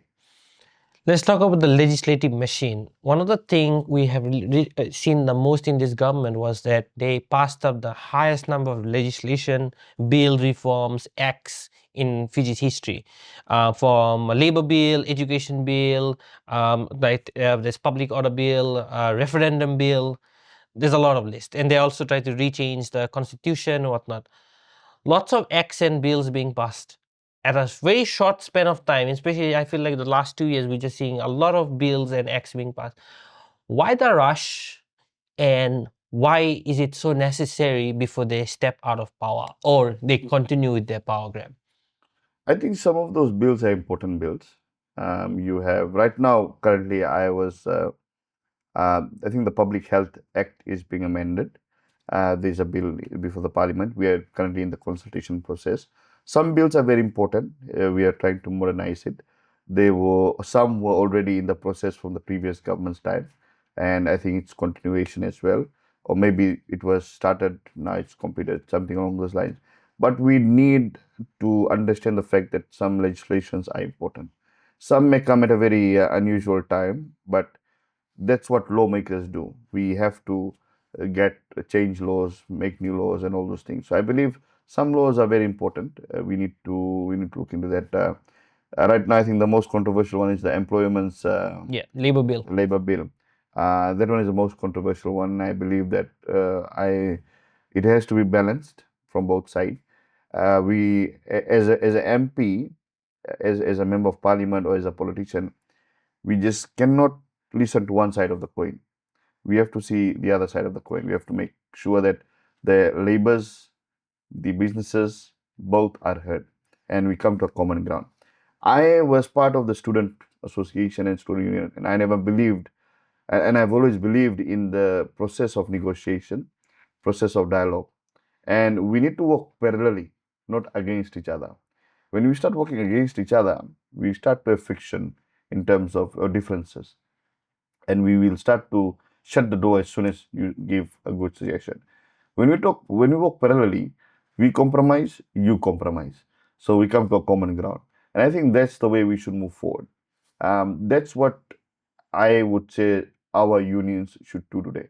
We should work together instead of being aggressive to each other, because government also has a responsibility, parliament has a responsibility, MPs have a responsibility, businesses have a responsibility, unions have a responsibility, laborers have a responsibility. But with all these responsibilities on the floor, we just cannot put our responsibilities on another person. We have to come together, compromise, negotiate. Dialogue is very important. That's what I believe. But as per for legislations, I think some legislations are very important. Sometimes there are some legislations just for amendment, which is a small thing for government, but it has to come through the parliamentary process. That's why it requires a parliamentary approval. You cannot just change a law overnight. I mean, the government cannot just change a law. It has to come to parliament. That's a safeguard there. So we have to understand that process of legislature. Do you also think these bills are being passed in a sense to the state, the government, to be further engrossed into someone's life, such as the education bill? Now they have the power to relocate a child's school. We have to pay school levies, services that were free in the past.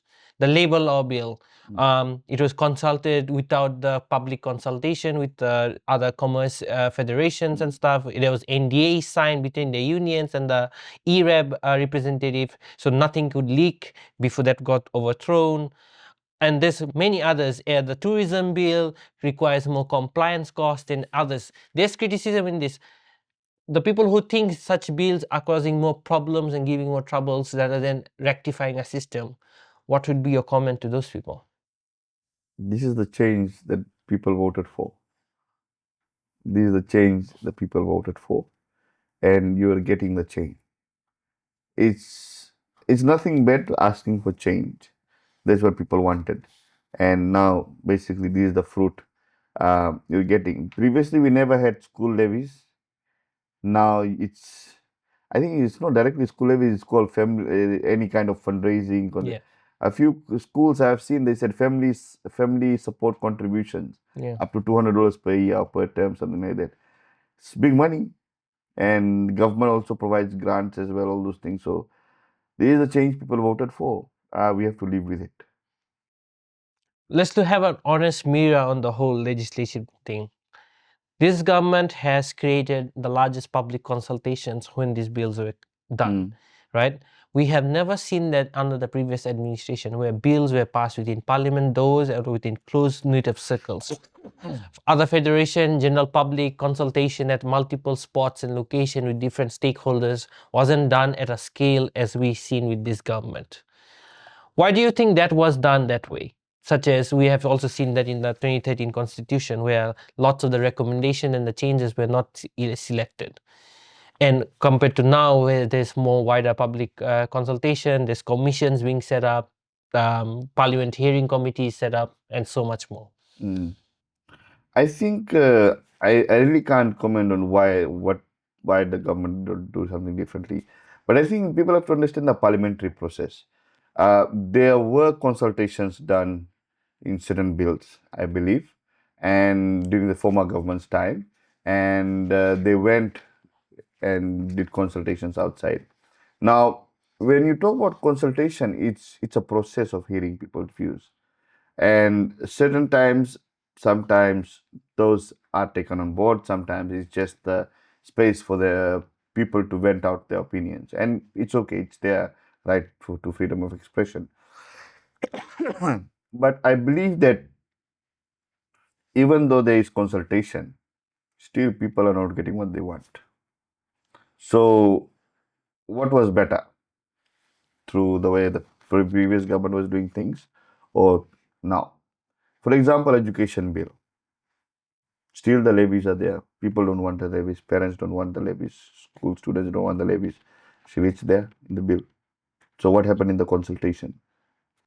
Let's talk about the emergency nobody is campaigning for, but you have brought it up multiple times. The drug issue, the HIV issue in the country, which is a nationwide epidemic almost. Um, Fiji police force has come under intense scrutiny for corruption, Mm, missing of evidence, um, officers being disloyal to the unit, and there's been recommendation to get a foreign commissioner rather than having a local commissioner to avoid the cultural aspect within the Fiji police force. But they have Tun Ravu has denied those suggestions and said it has to be a local person has to be a commissioner. Debatable. But with the current drug situation giving almost uncontrollable, right? And then the only solution I have seen from Parliament is the current joint task force where military is on the streets with guns and Fiji police with them to do random inspection, break down doors to do search and seizure, and so much where people's right can be easily taken away. And we had a couple of incidents already where we have seen people getting beaten up, victims who are not proven, never managed to see the daylight of court before being prosecuted and eventually lead to their death. It seems corruption is taking over in the time of emergency as well. So, what's your understanding on the whole drug case? And is the government, and I know you might just have to repeat your answer here that the leadership is sleeping on the wheel, but what is the government as a whole from every ministerial department doing about it? And what have you seen? I think this government is good at making new task force. There is a task force to address pornography. There is a task force to talk about drugs. A task force for these. There is a recent one as well near elections. This government is good at making task force. Now, when it comes to a drug issue, it is affecting our people, and I believe that the military was brought in to help. But even though the military is coming in, it shows that our police force is weak, and the police force was not able to perform. That's why the military was brought in. This is the perception people have. And I will praise the former commissioner for police, Gilio, who during his time there was certain level of authority within the police. Police were seen very, how should I say this? Police were scared of their own processes. So they were very worried, or they would not do wrong during their time as well. And I believe that, drug bust that they are doing, it should not be a media sensation. Sometimes you need to make sure that once you do a drug bust, keep it to yourself, because you should not be alerting other druggists that, oh, we have drug bust, we have done this raid here, tonight this much raid is done. Those things, I think, affect the intelligence level. I believe that previous police commissioner was a former military man, if I understand. I think his discipline was very different. I believe that helped in terms of positioning the Fiji police force as a very disciplined organization as well. There were some strict rules that he got brought in, and his officers were all, um, you know, very disciplined as well. Now we see that there's a lot of corruption related offenses by police officers, and I think these are before the court as well. Maybe they are innocent, and let's leave that to the courts. But it's a very bad perception, very bad image to the people. Police are the first point of contact for citizens. Whenever they have a complaint, they wouldn't call the commander for the military, they wouldn't call the military officer, they would call the Fiji police force. They need to answer their phone first of all. Sometimes they don't, right? Now, with this corruption thing happening right now, I just got a news from Navua that there's break-in happening every day. Whenever they call the police say there's no vehicle. Now the citizens are rallying up if they want to provide fuel to the citizen to use to the police to use his private vehicle to come and attend to the complaint. Now we have those kind of situations. So what is the police commissioner? What is the police force itself doing? They receive budgets, they receive so much vehicles, all these resources, but still we receive complaints. And I think previously we can see some differences. Yeah, previously, under the former government, the police was very active. As soon as you call, the police is there on the doorsteps. Now you call, you have to wait for the police. There was a situation in South South town. You've been to South South, right? You saw where South South town is. Yeah. Have you seen the police station? Yeah. It's just a 5 minutes drive. Yeah. There was a break-in in the morning. They called the police. The police came 2 hours later. Walking distance, but still they came 2 hours later. So in a business building. So the police has gone very slack. They have gone very slack, and I think many people are frustrated because of that. Similarly with some other institutions as well. EFL is one of them. I think recently many people are complaining about EFL. EFL is, I believe, they don't pay. They stop paying overtime for their staffs, and they can't attend to emergencies on weekend. Friday, Saturday, Sunday powers are off, and they attend on Monday. Those kind of things. So I think at the end of the day, this shows that this government is not in control. They're letting this all slide by. If they were in control, they would have addressed these issues at the first day they came into power. Has there anything they have at least addressed within the government in parliament that this is gonna be the agenda? Like, we will reduce crime, we'll reduce drugs, we'll reduce HIV by this number, maybe by 20% by third quarter of 2026. Has such agenda been put up like a target for themselves, or they're just letting police and the military handle everything? And I don't remember them putting any target. I don't remember. I don't. I think I know they have not made any statement. because we make these plans for economic Yeah, growth, we make plans for tourism numbers, we make plans for development and social welfare. They have not. They have, Interesting. the only thing they have done a good job is increasing the cabinet size. Yeah, that's a very good job they have done actually. International trips, travels. Do you think our current government is putting fuel to its own fire, because with the economic result of things, the cost of living, unemployment, uh, GDP growth in our country, so less economic growth, less opportunities. They have made operation costs for businesses so high that they're getting workers from Bangladesh rather than getting hiring local talent, because they have no choice, because that's the only way they can cut down costs, and so many other things. And do you feel like this is further fueling the drug and the HIV crisis? Because with drugs come the HIV situation, and then our health infrastructure is not even has the capacity to feed. There's a recent article from Fiji Times where St. Giles has only 10 doctors that caters for the entire country's drug situation, which is absurd.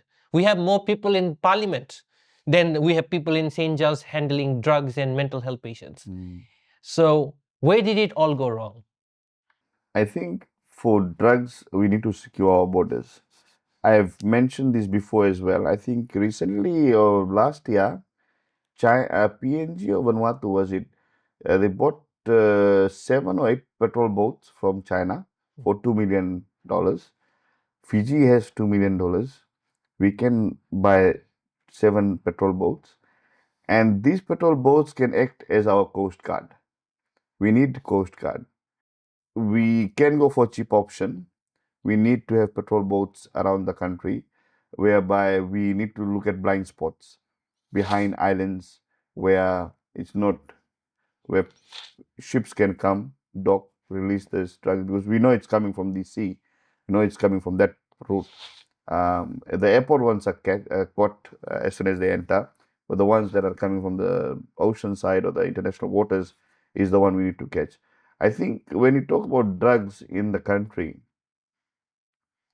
the other reason could be the cost of living, and that could be something which is fueling the drug situation, because drugs is easy money. Sell a few packets, I don't know what's the price, but they get huge amounts of dollars. And that's how maybe they're able to corrupt people, with this drug money. And I think that there's a lot of drug money in circulation as well. um I will not name the particular town, but we can sense that when the economy is, the town is very busy, we can tell that there could be some sort of black money circulation or something like that, where once, people are not that active every day. But I believe that the situation with this St. John's Hospital, I think the rehabilitation centers are being made in Tamavua, which is going to help. I feel very sorry for those doctors who are paid less and working long hours. But this is the job of the government to make sure that they are fully resourced, and they promised a better healthcare system during the elections, but we can't see that. One of the news articles, you said you were against the quota system in parliament also, Yes. and especially quota system seated limited for women in parliament and even youths in parliament, a quota system. You're against it, and you gave your method. This is a opportunistic tokenism method. Why would you disagree to such an proposal, given we have to give more empowerment to women? And what's your further explanation to this thought? I gave an example also. If you want to give quota system, you have to give quota system to everyone, right? Then it is not going to be fair. You cannot give to someone because of the gender, right? You cannot give to someone because of their race. That is not democracy. We are just making more division amongst our communities, right? You have the LGBTQ, you have the disabled community, then you have the Kiribati community, then you have the Indo-Fijian community, then you have the Itoke community. We only have 55 seats, but yeah, we only have 55 seats. How many quota are you gonna put for all the communities, right? Now, when it comes to the quota-based system, this is my opinion. Do not put any quota in parliament. Put the quota in the political parties. For equal representation. Exactly. You have 55 candidates, make 25 women, make 25 male candidates. or divide it into all these other categories, male, youth, whatever, but do it at the political party level, right? Because then people will be voting for you for your political party manifesto, and then you go up into parliament. Now, I believe women have every right. I think they're one of the genders which is very important to have their rights protected and stuff. But I believe that parliament should not have quota-based system because it gives a chance to a particular gender just because of their gender. And I've met a few women leaders who do not believe in that either.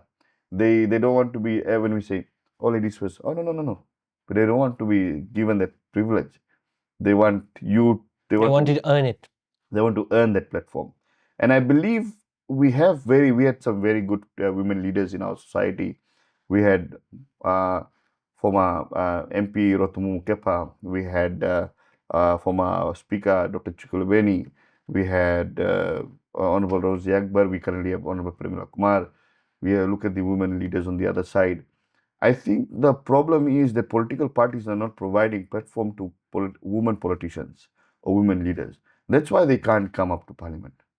And we need to provide that platform. That's what I liked about former Prime Minister Benny Marama.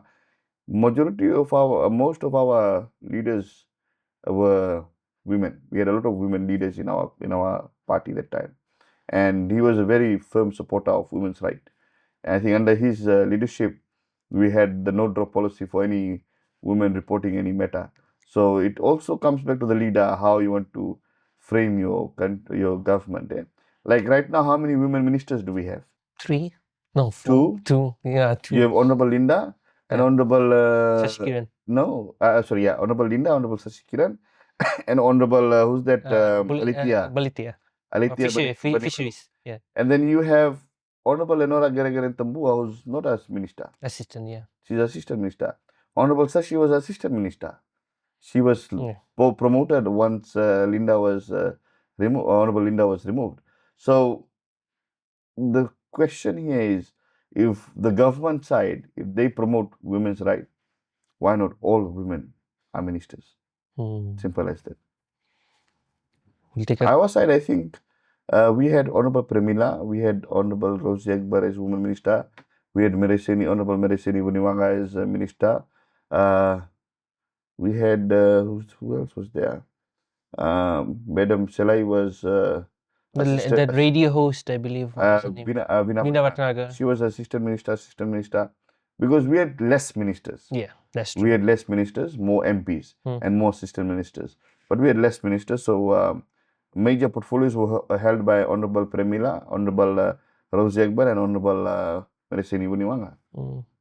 Now, let's come to the final part of this conversation, the ballot. We don't know when the election's happening. Maybe Feb, maybe before Feb, maybe not happening. We don't know. It's a whole different limbo on where these things are going. It has to happen. People are tired. Now, what is one question you want to tell people should keep on their mind? And this is, of course, I'll try to make you refrain from your own political agenda here. But then, and I think you've been pretty good at it so far, that before people hit the ballot, what is one thing they should keep on their mind while ticking that box?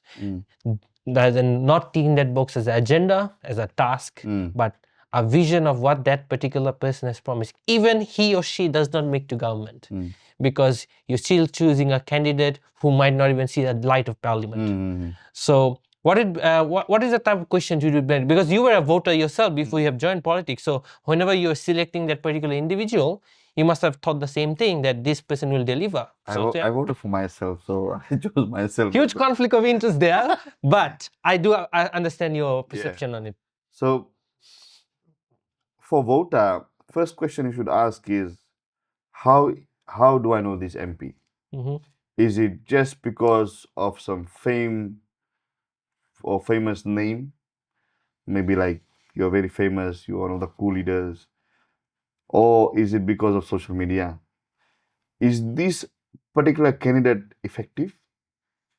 Was he able to share the same opinions as me? Or is he just there for, being a member of parliament or being a minister at the end of the day. But I believe that people should start asking about cost of living. People should start asking about the manifestos and relate it to this current government situation. That you're promising change, but will you actually give me the change? Or are you just wanting my vote? Because we have seen some of the political parties do the same thing. They promise change, but they did not give change. They said better infrastructure, better hospital, but they did not give it. So I have a power on one day to give you that vote. But those kind of questions people should be asking these politicians, people like us. How can we help them? How can we be there for them? Are you going to answer my phone when I'm going to call? Are you going to be responsive to my text messages when I'm going to send you on Viber or on your messenger platform? These are the type of questions people should have because it's now people to people issue. We need to make sure that we do not elect politicians who do not answer their phones when a citizen is in need. When there is a problem, they ignore the problem or they are unaware of the situation. We need to have people in politics, people in parliament who are aware of the situation. And I think that's what people need to realize and ask these politicians, when people like us, politicians, who come and ask for their vote. Will you answer my phone? Yes or no? Will you be aware of situations if I ask you? Yes or no? So these are the type of questions they should be asking and talk about the economy, talk about the cost of living, our health sector. All these things are important as well. Education, our employment relations, international relations. Some of our international decisions made by Fiji right now is a shit show. We have made a mockery out of ourselves, supporting genocide that has been happening in Gaza.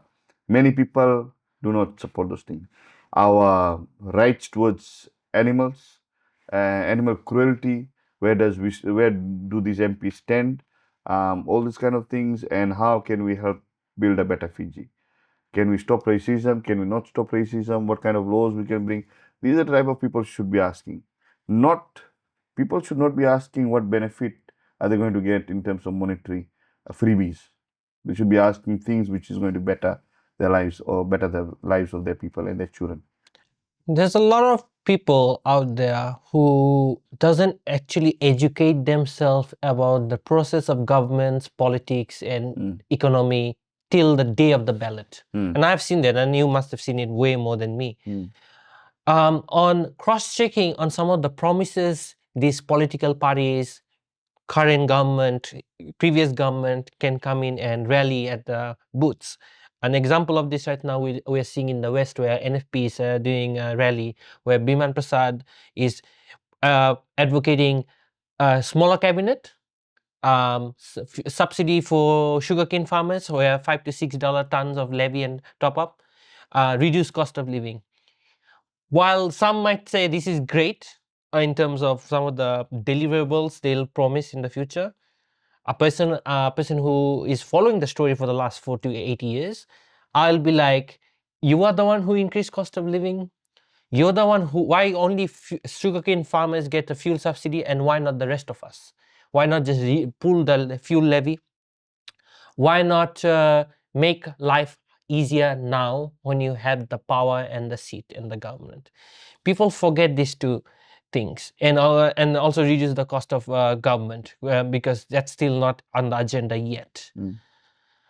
When people forget this relevance on the last 4 to 8 years, what can they do to hold the MPs and the elected parties who are promoting themselves accountable? Honorable Ketan, you do plan to run for election. You are yet to form a party or join a party. You're currently independent, but let's assume the fact you will. And you made it very clear earlier in the show that when an MP joins, a particular person joins a party, the agenda is for the whole party to decide, not that individual agenda. While your opinions can be put forward on the as a motion on the table, it might not always get chosen as the main vision. And some of the issues you have raised has Fiji First has faced. If you were given the position in the next election, what is one particular ministerial portfolio you really want to hold? if given the option for you to choose, given your background in civil engineering and whatnot, what is that one position you'll hold, and what is the first thing you want to address? Let's just say for a minute we let go of the party agenda, your own agenda. If you're given that portfolio, what is the first thing you would address? And can it be a pledge today that if you can given that opportunity, and how would you address it?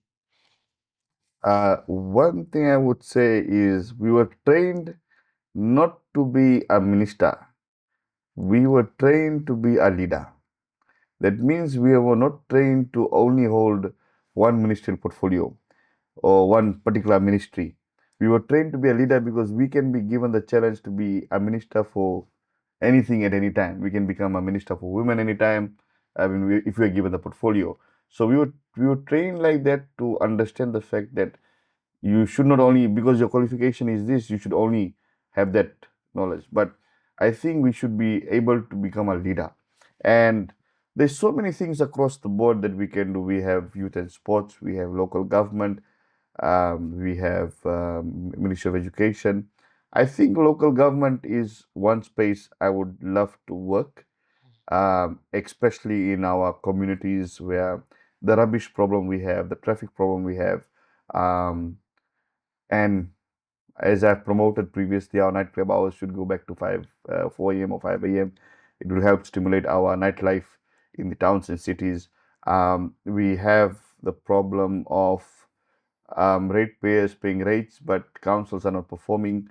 I think those things, that's one area I would love to step into and perform. And see, when tourists come to Fiji from another country, they normally stay in Nandi because the nightlife in Nandi is nice.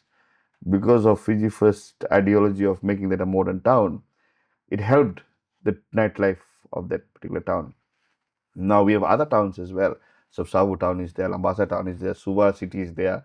So I believe we need to also modernize these kind of towns as well, bring in some modern things so that activities, more activities for people and also for our tourists who are coming in. When you talk about education, I think we can improve in terms of going back to what Fiji First was doing already with the good things, in terms of no levies, all those things. Youth and sports, we focus more on our youth agenda. Fiji has a bigger youth population, and I think the youth and sports needs to put more effort in terms of their activities they're moving out of. Not only rugby, but soccer is there, other sports activities as well, and modernize our way we approach to youths. Not only go for soccer, sports, all those kind of things. Go for conferences. Have a forum of young people. Work with university student associations. Talk on drugs.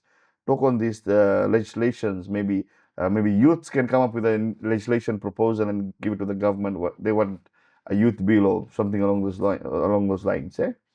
Um, then there is the health ministry. There is a lot of politicians talking about the health ministry, and I am not a I'm not a health expert, but the health ministry has infrastructural issues.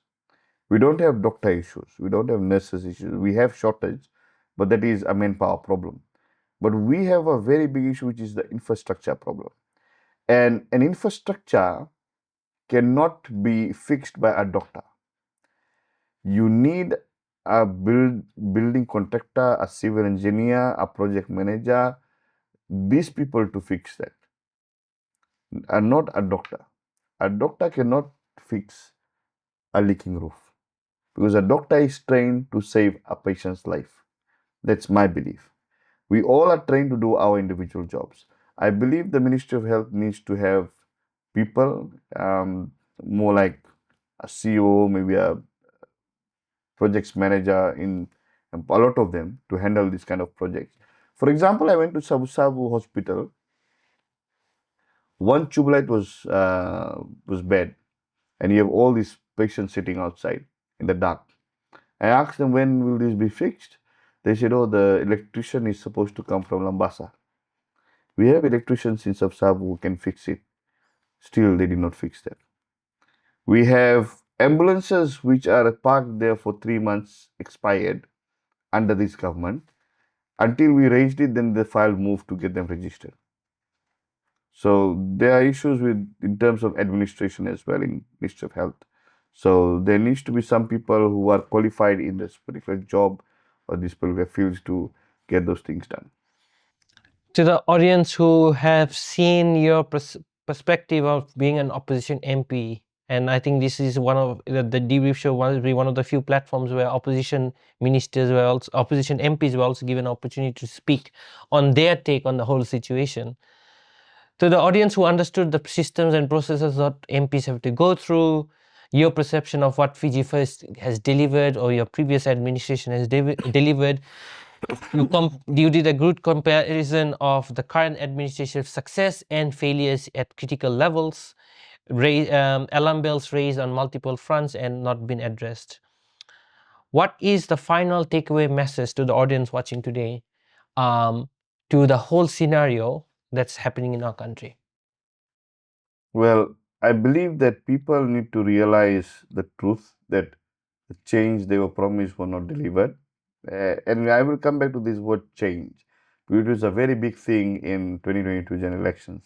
I think now is the time that people are frustrated, they are tired, and they want the real change that they were promised.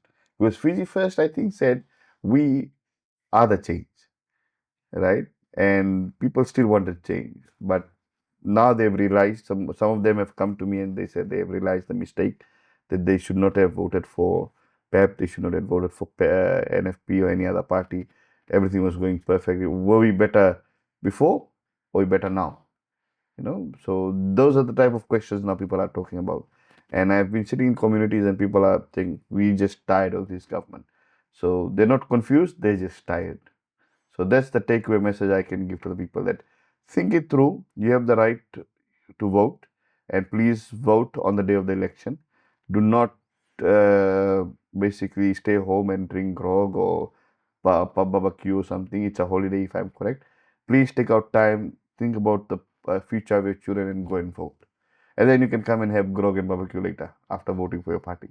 Honorable MP Ketan Lal, thank you so much for being our first politician on the show, which is very rare, like I said in the beginning. And thank you for taking out the time and giving the general public a good insight on the parliamentary process and the systems and understanding of what's happening in almost decrypting all the things that are happening. We love that you took out your time for this long conversation. And to the audience, if you continue to watch us on social media and other platforms, and we'll have more speakers like himself and many more down the road as election draws near and our segment called Ballot Buzz. On behalf of the show, thank you for watching tonight. That's a wrap.